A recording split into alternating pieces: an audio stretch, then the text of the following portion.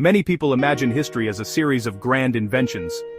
They see a single brilliant person having a sudden idea. Perhaps they picture a lone genius walking through a field who suddenly understands how to create wheat. This is a powerful and very human story. We often look for heroes in our past. We want to believe that one person can change the world in an instant. This idea, however, is a myth. The truth about wheat is not a story of a single moment of creation. It is something far more gradual, and in many ways, far more remarkable. No one person invented wheat. It was not an invention at all. Instead, the origin of wheat is a story of a partnership. It is a story of countless people, the natural world, working together over thousands of years. Our story finds its setting in a particular part of the world. It is a sweeping arc of land in the Near East. We now call this place the Fertile Crescent. It stretches from the Nile River Valley up through modern-day Israel, Lebanon, and east through parts of Syria, Turkey, Iraq, and Iran. Around 10,000 years ago, this region had a climate that was ideal for a great diversity of plant life. The winters were mild and wet. The summers were long, hot, and dry. This was the perfect environment for annual grasses, plants that complete their entire life cycle in a single year, producing seeds before they die. These lands were rich with resources. Rivers like the Tigris and Euphrates flowed through the plains, depositing fertile silt. Rolling hills and mountain slopes were covered in forests and vast fields of wild grasses. For the hunter-gatherers who lived here, it was a land of opportunity. They found an abundance of wild animals to hunt. They also found dense stands of wild cereals, grasses with edible seeds.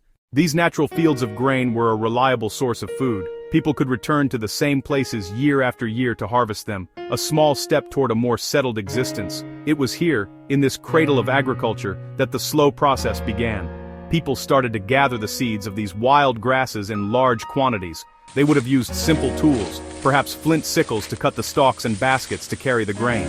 They brought their harvest back to their camps. This was a crucial step. By bringing a plant from its natural habitat to their own living space, humans began to interfere, unintentionally at first, with its natural life cycle. Some seeds would have been spilled along the way. Others would have been discarded in waste piles near their shelters. These discarded seeds found themselves in a new environment. The soil around human settlements was often disturbed and rich in nutrients from organic waste. In these new fertile patches, some of the spilled seeds would have sprouted. The people would have noticed this. They saw that the same plants they gathered in the wild were now growing right outside their homes. It was a simple observation, but a profound one. It was the first inkling of an idea, that you did not have to go to the food. Perhaps, just perhaps, you could make the food come to you. The story begins with our distant ancestors. These were people who lived as hunters and as gatherers. The fields of the Fertile Crescent were not filled with the wheat we know today. The tall golden stalks with heavy heads of grain did not exist yet. Instead, the landscape was home to their wild ancestors. Among the most important of these were two specific grasses. One is known to us as wild einkorn. The other is called wild emmer. These grasses looked quite different from modern wheat. Their seeds were smaller. They were held in a tough husk that was difficult to remove.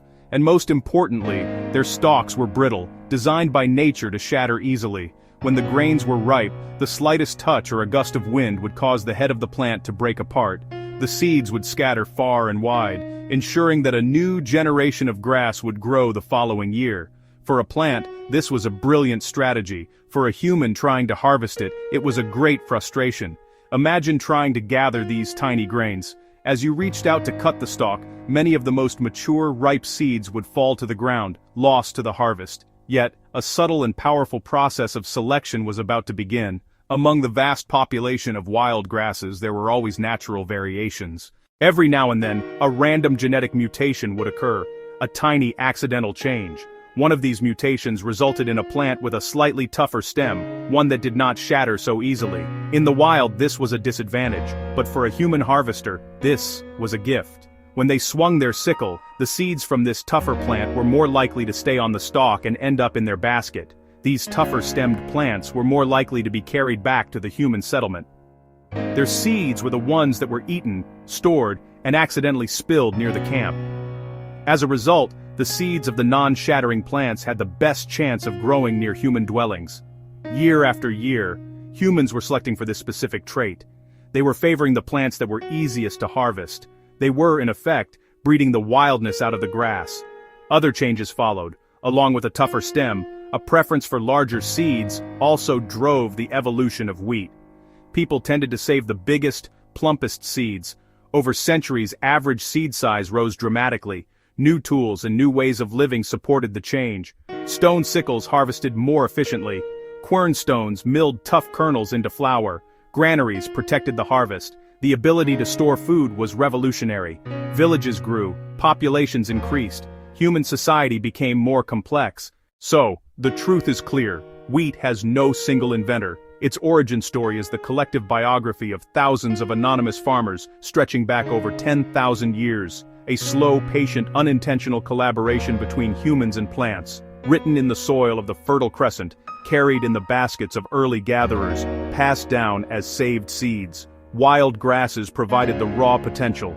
Everyday human choices guided it into a major food source. This partnership changed humanity. Storable grain allowed people to settle, villages, towns, great cities. Not everyone needed to find food anymore. People became potters, weavers, builders, priests, leaders. Specialization birthed civilization. From saved seeds grew trade, writing, law, art.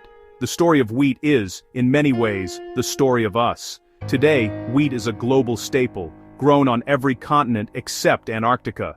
It supplies about a fifth of human calories. It is the main ingredient in our bread, pasta, pastries, cereals. Every bite connects us to that chain of history. Each grain is a tiny legacy from Near Eastern gatherers. Profound change often comes from quiet, persistent care. If you enjoyed this, please like, share,